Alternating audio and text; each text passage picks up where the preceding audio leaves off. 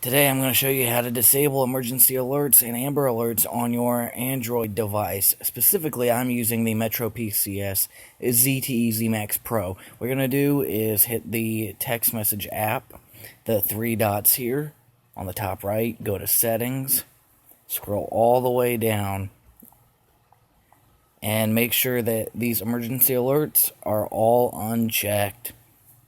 And then go to Notification for Unread Alerts, turn it off, and then receive emergency alerts. It's going to look like this if you've never touched it before, and what you want to do is uncheck all of them as well, because I don't care about these alerts, and I'm sure you don't care, because I was sound asleep, and I have a hard time sleeping, and then I get woken up, and my text message notification alert is set to the most silent, besides having it on vibrate, sound level, and then I hear because